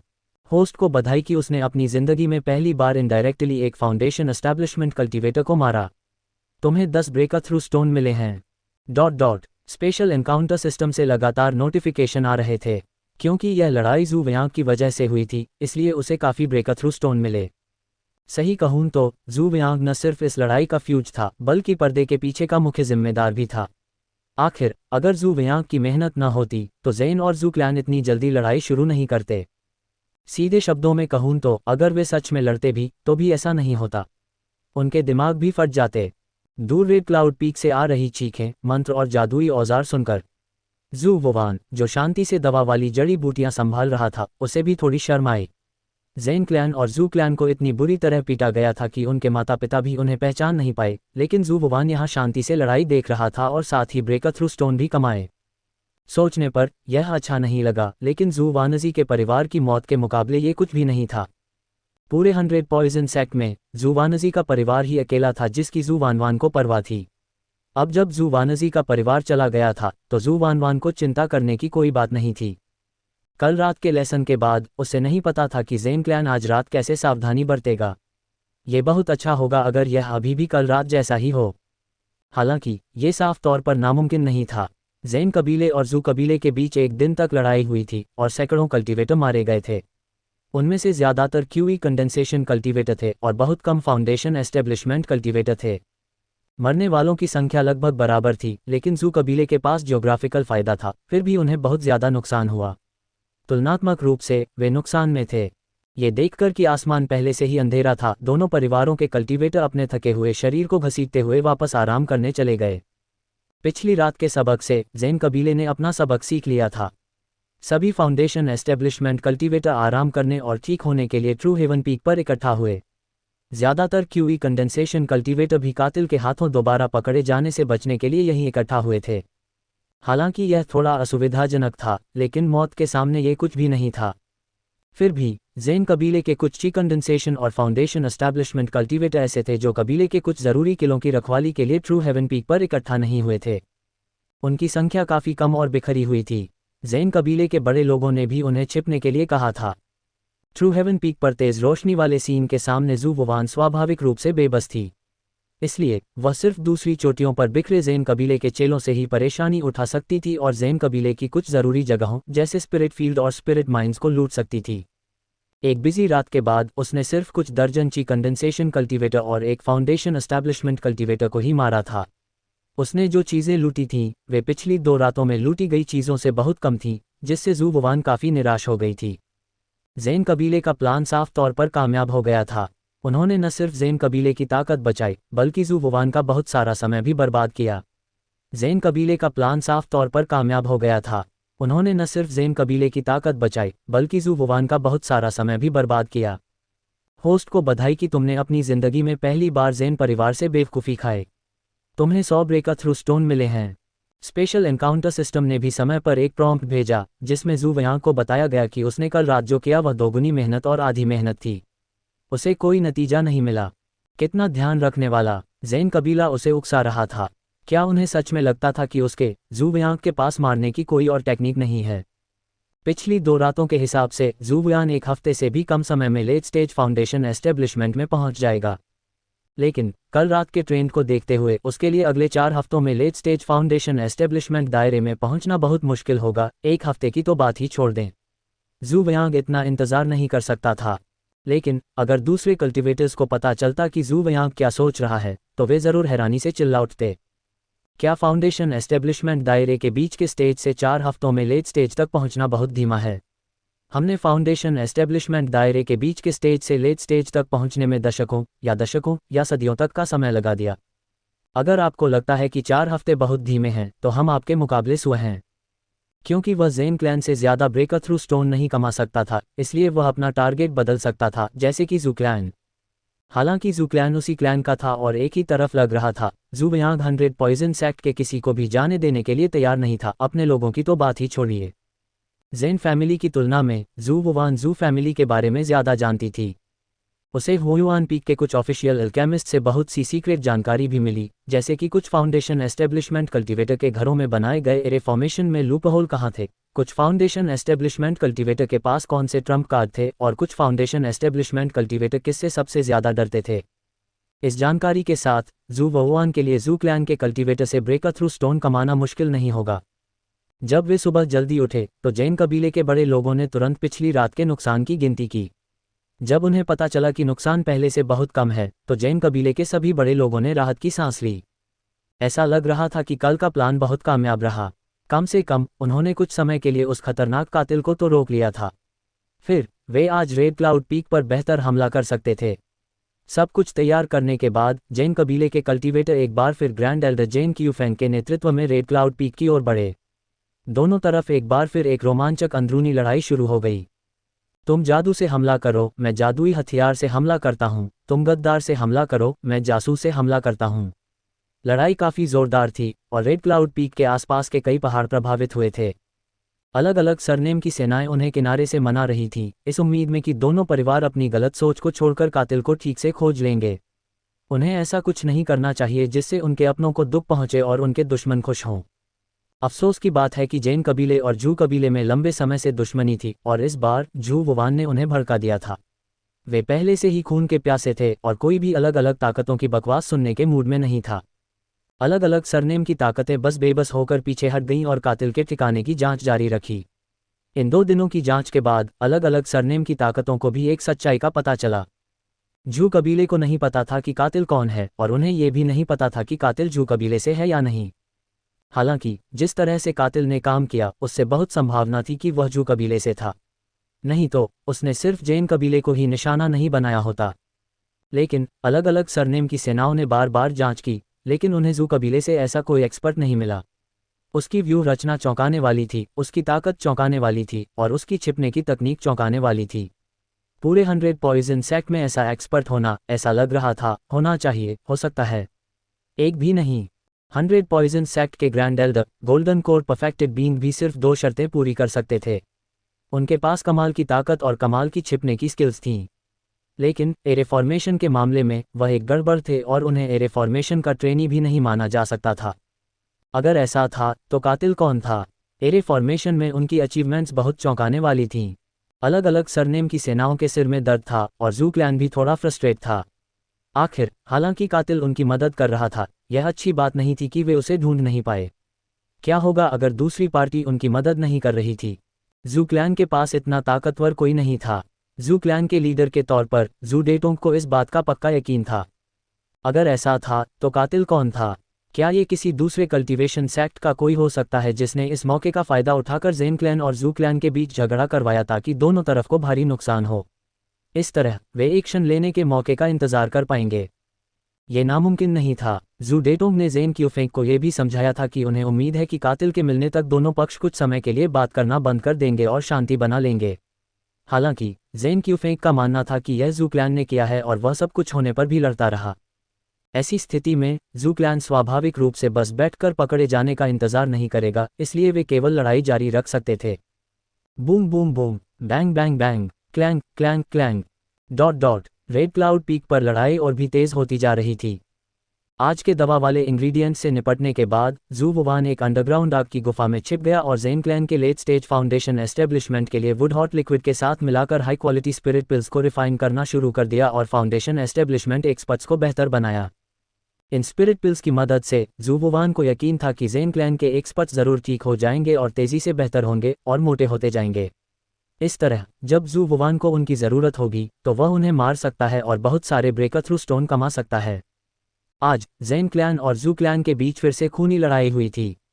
कई लोगों ने अपना दिमाग खो दिया था और मरने वालों की संख्या लगभग बराबर थी। कोई जीता या हारा नहीं था। वे रात में अपनी अपनी जगहों पर वापस चले गए। ज़ेन क्लैन के ज़्यादातर सैनिक अभी भी चमकती हुई ट्रू हेवन पीक पर तैनात थे और कल रेड क्लाउड पीक को कैसे पार किया जाए इस पर बात करने के लिए इकट्ठा हुए थे। इतने सारे फाउंडेशन एस्टेब्लिशमेंट कल्टीवेटर्स के साथ जू वुआन उनका मुकाबला नहीं कर सकता था। आज रात ज़ेन क्लैन के कल्टिवेटर्स से ब्रेक थ्रू स्टोन कमाना नामुमकिन था। जू वुवान को टारगेट बदलना चाहिए। सुबह का समय था, चांद चमक रहा था और तारे कम थे। जू वुवान चांदनी की परछाई में छिपकर रेड क्लाउड पीक में घुस गया ताकि सही टारगेट ढूंढ सके। क्योंकि ज़ेन कबीले को कोई हिचक नहीं थी, जू कबीले के कल्टीवेटर अभी भी बिखरे हुए थे। हालांकि जू डेटोंग के याद दिलाने पर वे पहले से कहीं ज्यादा एक जगह जमा हो गए थे। आज रात जू वुवान का मुख्य टारगेट जू कबीले के शुरुआती और बीच के फाउंडेशन एस्टेब्लिशमेंट कल्टीवेटर थे। वह इन कल्टीवेटर से आसानी से निपट सकता था। बैंग बैंग बैंग, वह चुपचाप रेड क्लाउड पीक पर एक डीकन के छोटे से आंगन में घुस गया और जान पहचान के साथ सीक्रेट कल्टीवेटर रूम में घुस गया। इससे पहले कि अंदर मौजूद 3 फाउंडेशन एस्टेब्लिशमेंट कल्टीवेटर कुछ कर पाते, जू वुवान का मुक्का उनके सिर पर पड़ गया। 3 शुरुआती और बीच के फाउंडेशन एस्टेब्लिशमेंट कल्टीवेटर को जू वुवान ने तुरंत मार डाला, इससे पहले कि वे जवाबी हमला कर पाते।